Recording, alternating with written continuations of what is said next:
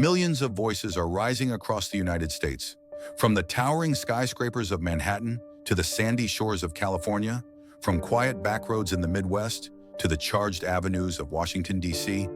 Americans are making themselves heard, loud and clear. They're not whispering. They're not asking politely. They're shouting in one unified voice, hands off. But what set this massive wave of unrest in motion?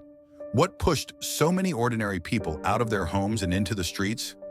In over 1,200 cities, large and small, massive protests have ignited, driven by outrage over a cascade of controversial policies advanced by the Trump administration and its allies.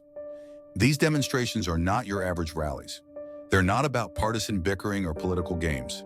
These are emotional eruptions. They're the voice of a nation at its tipping point. These protests come from the gut, from the soul. They're fueled by frustration, by fear, and by a fierce hope that things can still change, if enough people are willing to fight for it. At the heart of the movement is a deep and growing sense of injustice, a sense that the system, which was supposed to serve and protect, has instead betrayed its most vulnerable. Immigration crackdowns have left a trail of heartbreak, families torn apart, children sleeping in detention centers, dreams shattered at border walls. Healthcare programs have been gutted, leaving millions without access to even the most basic medical services.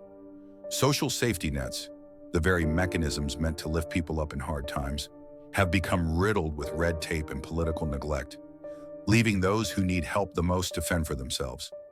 And these aren't just political talking points. They're real stories, real people, real suffering.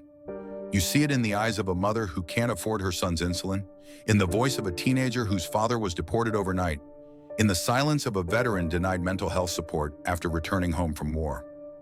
This is the fuel behind the fire. Hands off our bodies, hands off our rights, hands off our lives. These aren't just slogans, they're lifelines, they're demands.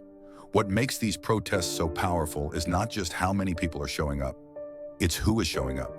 Young people, fresh out of high school, marching alongside retirees, factory workers, nurses, small business owners, faith leaders, Black, white, Latino, Asian, Indigenous, LGBTQ+ communities, refugees, veterans in uniform, entire families, grandparents to toddlers, walking hand in hand, chanting for justice.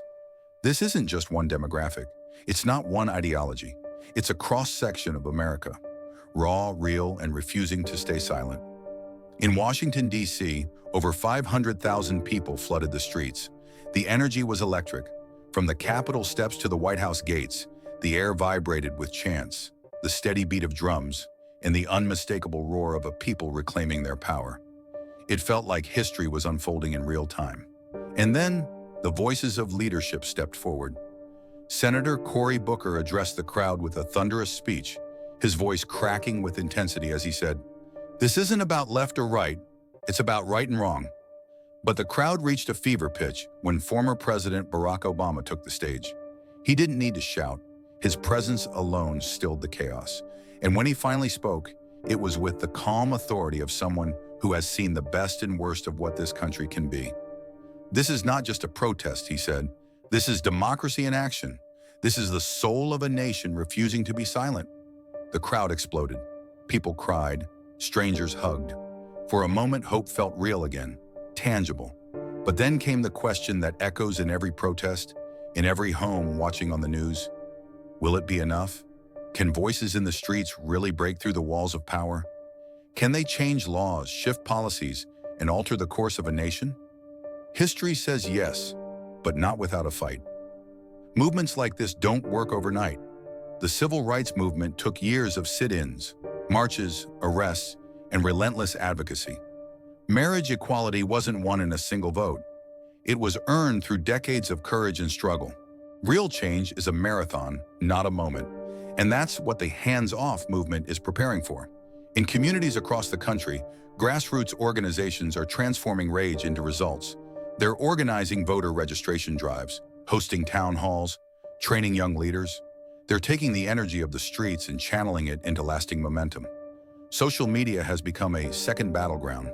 Videos of peaceful protests, police confrontations, emotional testimonies. They're going viral, reaching millions. Hashtags like hands-off protest, protect our rights, and we're the people are rallying cries in the digital age, amplifying voices that were once ignored or erased. But not everyone welcomes this uprising. Some conservative leaders have condemned the movement as disruptive. Others claim it's been manipulated, funded by shadowy political opponents. Former President Trump has dismissed it as radical chaos and called for a return to law and order. In some cities, the police have responded with force. Protests that began peacefully ended in clouds of tear gas. Demonstrators were arrested, dragged away on live television. These crackdowns have only intensified public anger and drawn more people into the streets. But here's the thing about people who have nothing left to lose. You can't scare them into silence. You can't tear gas their truth. So what's next? That depends. On you, on me, on all of us. Change doesn't just come from protests. It comes from what happens next. In elections, in classrooms, in conversations between friends and families. It comes from turning that spark of resistance into a lasting flame of transformation. Because this moment, it feels different. This isn't just about a president. It's not just about a policy. It's about the soul of America. It's about asking the question, who really holds the power? The politicians or the people? And what happens when the people decide to take that power back? Whether the hands-off movement succeeds or stalls, time will tell. But one thing's for sure, a sleeping giant has been awakened, and it's not going back to sleep. This isn't just about politics, it's about people, about dignity, about fairness, about survival. It's about a little girl who deserves to grow up without fear, a single mother who shouldn't have to choose between rent and healthcare, a student who wants to feel seen, heard, and safe. It's about all of us. The hands-off protests have lit a fire, not just in the streets, but in the hearts of people who thought they were alone. And now they know they're not.